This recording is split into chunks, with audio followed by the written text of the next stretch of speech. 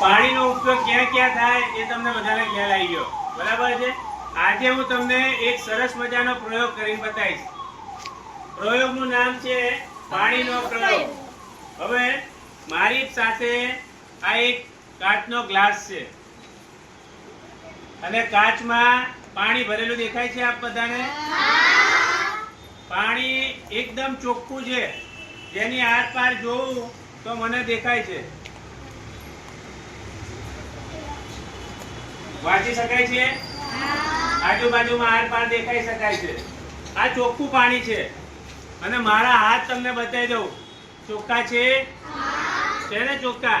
હવે જોજો, હું એમ કહું છું કે મારા હાથ ચોખ્ખા નથી, જોઈ લેજો.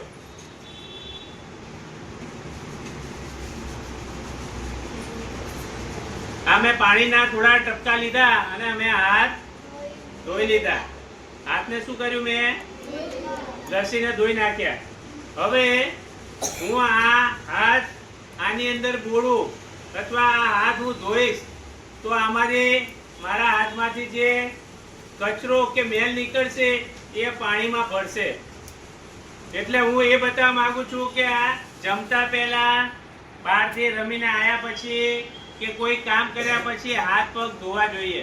હાથ તમે ના ધો અને સીધો પાલો માટલામાં કે ડોલમાંથી પાણી પીવા માટે નાખો ત્યારે તમારા હાથમાં રહેલો કચરો આની અંદર જાય અને એ પાણી દૂષિત થઈને આપણા મોંમાંથી પેટમાં જાય અને એ આપણને રોગ કરે. આ ગ્લાસની અંદર હું મારા હાથ ધોઉં છું, ચોખ્ખા હાથ. જોજો,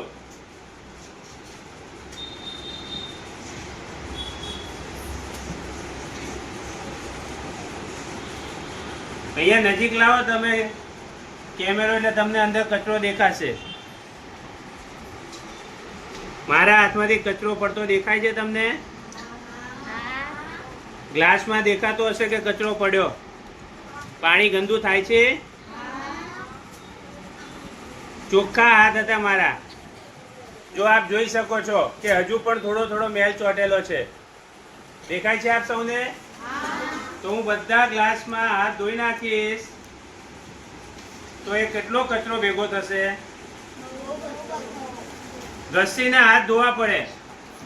તો આપણે ઘસીને હાથ ધોઈએ છીએ અને હવે તમે આ ગ્લાસ જોઈ શકો છો. આ ચોખ્ખું પાણી હતું એ તમને ચોખ્ખું નહીં લાગે. દેખાય છે? વાંચી શકાય છે? હવે જુઓ તો આ પાણી કેવું થઈ ગયું? ગંદુ. હવે આ પાણી આપણે પીએ તો આપણને ચોક્કસ રોગ થાય. એટલે આજે પાણીના પ્રયોગમાં આપણે જોયું કે આપણા હાથ નિયમિત ચોખ્ખા થવા જોઈએ અને ધોવા જોઈએ.